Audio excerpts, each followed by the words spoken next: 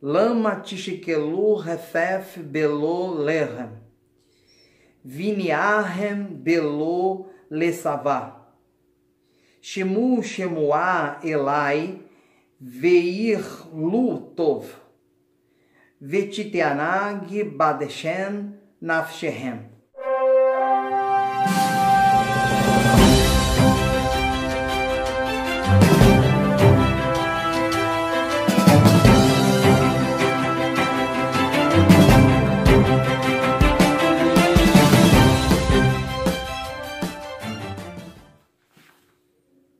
Olá, paz do Senhor Jesus, seja bem-vindo aqui ao meu canal EBD para Todos, um canal de subsídio bíblico e teológico para a sua escola bíblica dominical. E vamos para a lição de número 10, ética cristã e vida financeira. Antes de mais nada, irmãos, vai lá, dê um like no meu vídeo, tá ok? Compartilhe, dê um joinha aí, tá certo?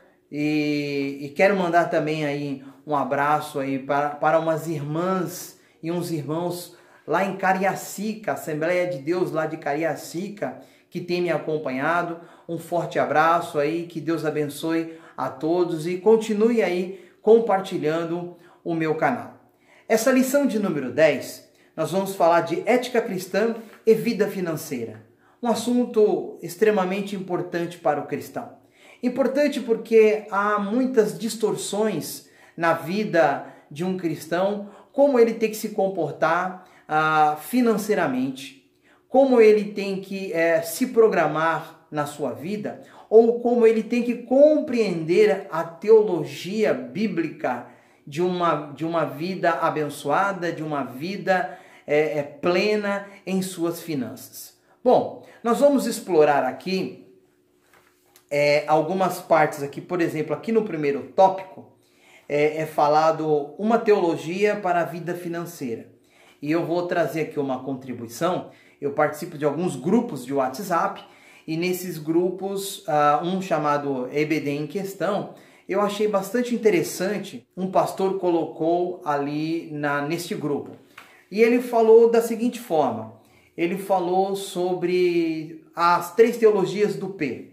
Né? A teologia da prosperidade, a teologia da pobreza, segundo, e o terceiro, a teologia da providência divina. Eu achei um assunto bem interessante para nós tratarmos nesse subsídio de escola bíblica dominical. Haja vista que há muitas distorções dentro desse assunto.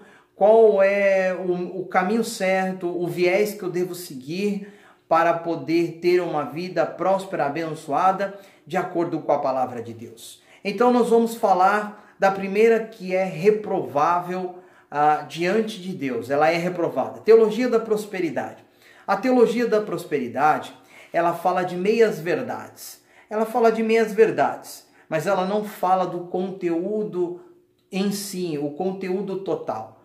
Pois o Evangelho de Cristo não há meias verdades. O Evangelho de Cristo ou é verdade, ou ela fala de coisas verdadeiras para as coisas certas e as coisas verdadeiras demonstrando as coisas erradas.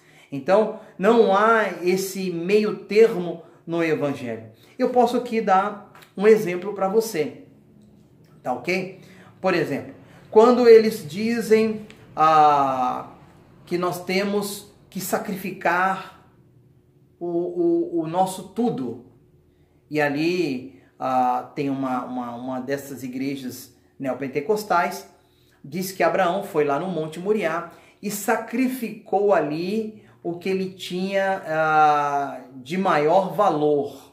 Bom, fazendo uma análise assim, bem rápida, né, bíblica, nós compreendemos que ele não deu ali em oferta a Deus aquilo que ele tinha de maior valor financeiro. A sua riqueza, as suas finanças estavam lá na sua tenda com a sua esposa e com os seus servos, enfim. Na verdade, ele entregou ali o que ele mais amava. Esta foi a grande prova e o grande teste de Abraão. Então, eles mostram ali uma passagem bíblica e dentro da Bíblia eles começam a fazer as suas distorções né? Como dizendo que nós somos filhos do dono do ouro e da prata, qual é o pai que negaria a sua herança ao seu filho, e dentre outras coisas que é discorrido dentro da teologia da prosperidade, mas sem uma fundamentação bíblica sólida do início ao fim. Outra teologia que eu achei bastante interessante é a teologia da pobreza. E eu estava avaliando um versículo bíblico que nós encontramos de primeira mão lá em Abacuque, capítulo 2, que o justo viverá pela fé. E depois nós encontramos o apóstolo Paulo falando em Romanos, depois ele fala também em Gálatas e também em Hebreus, também fala do justo que vive pela fé. E muitos entendem de forma errada. Muitas pessoas acreditam que elas têm que deixar uma vida de trabalho, uma vida de luta do dia a dia, e passa de usar esse versículo bíblico totalmente fora de contexto. É claro que o justo viverá da fé. E aí fica aguardando que Deus mande a providência de todas as coisas, os filhos passam dificuldades, começa a passar por necessidades. Então isso é uma teologia que eu achei bastante interessante, ali mencionado no grupo, que é a teologia da pobreza. A outra teologia, que é uma teologia saudável, é a teologia da providência. É quando nós fazemos, é quando nós lutamos de acordo com aquilo que Deus coloca em nossas mãos, e nós cremos que quem dá o crescimento e quem dá a providência de tudo é o nosso Deus. Então, sem dúvida nenhuma, essa aí é uma teologia que nós devemos abraçar, a teologia da providência divina. Haja vista que o apóstolo Paulo, na teologia lá da pobreza, lá em Tessalonicense, ele foi extremamente radical na sua fala. Ele disse o seguinte: aquele que não trabalha, não coma, porque tinha muitos irmãos ali na igreja de Tessalônica que queria, como diz o ditado, ficar na aba do irmão. Dos irmãos mais abastados, ora, não queria trabalhar mais. Jesus vai vir, Jesus vai vir. Tá certo, irmão? Jesus vai vir. Mas enquanto Jesus não vem, vamos dando glória a Deus e vamos também trabalhando e nos esforçando no dia a dia. Então, a teologia da providência, ela é uma teologia que ela busca o equilíbrio. Ela busca o equilíbrio de todas as coisas. Nós não colocamos Deus na parede, mas nós estamos constantemente trabalhando, estamos constantemente nos dedicando para o sustento, para o nosso sustento, o sustento da nossa família. É interessante falar sobre isso daí, porque neste mundo completamente materialista, e agora já entrando até no texto áureo aqui, que foi lido, na verdade eu acho interessante a gente começar a ler aqui no versículo de número 1, Isaías 55, número 1, que diz assim: ó vós todos os que têm sede, vinde às águas, e os que não tendes dinheiro, vinde, comprai. Comei sim, vinde, comprai, sem dinheiro e sem preço, vinho e leite. Porque gastais o dinheiro naquilo que não é pão, e o produto do vosso trabalho naquilo que não pode satisfazer. Ouve-me atentamente, e comei o que é bom, e a vossa alma se deleite com a gordura.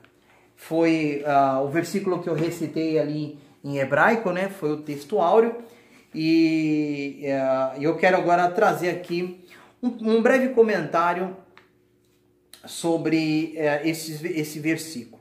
Ora, aqui nós entendemos o seguinte, que todo o capítulo 55 do livro de Isaías está voltado ali para a rebeldia do povo de Israel. Eles tiveram ali as promessas, né, a sucessão eterna através de Davi, lendo lá mais na frente dá para identificar dentro do texto. Agora, é interessante, o que me chamou muita atenção foi o versículo de número 1, como o versículo de número 2 também, mas o versículo de número 1, nós encontramos ali, que no hebraico nós chamamos de jussivo. Já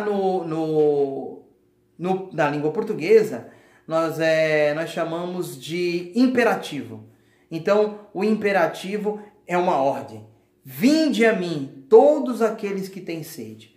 Ou seja, a prerrogativa de Deus para se aproximar dele e ter todas as coisas que vêm a suprir a sua vida, na verdade, é ter sede. A prerrogativa é essa, é você se aproximar de Deus, tendo sede e buscá-lo, ele, sem preço e sem dinheiro.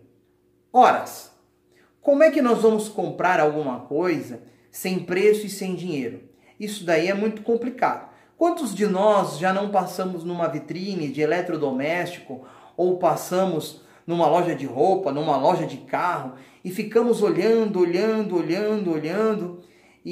mas não adianta olhar, porque o olhar você você não vai conseguir comprar aquele bem, você vai precisar de dinheiro para comprar aquele bem. Não tem outro jeito, tá certo? Agora, olha só o que acontece aqui. Você vai até ele com sede e ele fala, vinde, comprai sem dinheiro. É óbvio, porque tudo já foi pago. Tudo já foi pago na cruz do Calvário. Jesus já pagou todas as coisas por mim e por você. Só que o povo de Israel, em vez de se deleitar nas promessas de Deus, em vez de se deleitar na escolha que Deus fez por Israel, eles estavam com os seus corações olhando para o mundo, olhando para as outras nações. E tanto é por isso que Deus permitiu que eles fossem ali escravos dos babilônios, foram para a Babilônia ali, né, no período do exílio. Enfim, então nós observamos aqui, e depois no versículo número 2, ele diz, porque gastais, né, o dinheiro naquilo que não é pão. Quantas vezes nós gastamos o nosso dinheiro naquilo que não tem valor nenhum, né? E o produto do vosso trabalho é aquilo que não pode satisfazer. Eu quero tanto aquela camisa, eu quero tanto aquele tênis. Quando compra aquilo não te sacia. Porque o que nós precisamos verdadeiramente em nossas vidas é ter alimento celestial. Nós precisamos ter alimento divino. E ele te dá água, não somente água, que é o Espírito Santo de Deus, a água que limpa, a água que purifica, a água que muda a vida do homem, mas ele também te dá vinho e te dá leite. Eu estava falando até esses dias na igreja, sexta-feira, melhor dizendo, agora que passou, eu estava dizendo o seguinte, que o leite materno é extremamente importante para uma criança. E o colostro, que é a primeira mamada ali que sai da mulher, ali do seio da mulher, é chamado de colostro. E esse colostro, algumas pessoas que têm um poder aquisitivo maior, compra esse colostro quando ela está muito enferma, está na cama, e é por isso que diz que levanta até defunto, né? A pessoa toma um colostro e ela passa a se alegrar, passa a se animar. Então, compra não somente água, mas compra comida, compra vinho e leite. Ou seja, ela te revitaliza, né? Aquilo que espiritualmente você necessita, te traz vida e te traz alegria, né? O vinho é o símbolo da alegria. E é isso que Cristo veio trazer para cada um de nós, né? Ele veio nos trazer vida através do seu Espírito Santo, né, com a lavagem da água do seu Espírito, mas também veio trazer vinho, veio trazer... O banquete é completo, meus irmãos. O banquete é completo. E o povo de Israel rejeitou. Assim como a parábola da grande ceia, se eu não me engano ali em Lucas capítulo 15, o Senhor ali mandou que o seu servo fosse buscar ali os convidados, e os convidados começaram a excusar-se. Né? Comprei junta de boi, não posso ir. Comprei um campo, não posso ir. Acabei de casar, tenho que ir para a lua de mel. E agora o Senhor, ele diz, vai em todos os cantos, todos os valados, todas as vielas e traz aqui para a grande festa. Ou seja, vinde a mim, todos aqueles que têm sede. E isso é o melhor alimento, porque se nós nos preocupamos com a situação financeira deste mundo presente, né? E se nós olharmos por tudo aquilo que Cristo fez, os valores materiais aqui nesta terra são insignificantes mediante a obra salvífica ali de Jesus na cruz do Calvário. Em outra questão também, nós podemos falar aqui do planejamento. Ou seja, quando nós alcançamos esse equilíbrio, nós trabalhamos, nós nos esforçamos, nós nos mantemos fiéis ao nosso Senhor, com certeza as bênçãos, elas vão vir sobre as nossas vidas. Ela vai chegar na minha vida, ela vai chegar na sua vida, tá certo? Então não precisa se preocupar. Mas eu estou trabalhando, mas não está vindo, né, a prosperidade. Deus que proverá, por isso que eu digo, você só vai até onde você pode ir. Daqui para frente, quem faz por você é Deus. Então tem que ter essa confiança. E agora tem que se planejar financeiramente. Tem que ali botar no papel as prioridades, colocar ali certinho o que é prioridade, tá certo? As contas, por exemplo, básicas da casa, conta de luz, telefone, água, alimentação, ou aluguel, enfim, tudo isso daí são coisas que tem que estar em primeiro lugar, né? O vestuário também, enfim. Mas as coisas secundárias, elas vêm depois. Mas muitas das vezes, muitos passam por dificuldades, muitos cristãos passam por dificuldades porque não conseguem fazer bem essa administração. E aí começa depois a dizer que está na prova, meu Deus, eu estou na prova e tal. Mas então, irmãos, é preciso vigiar.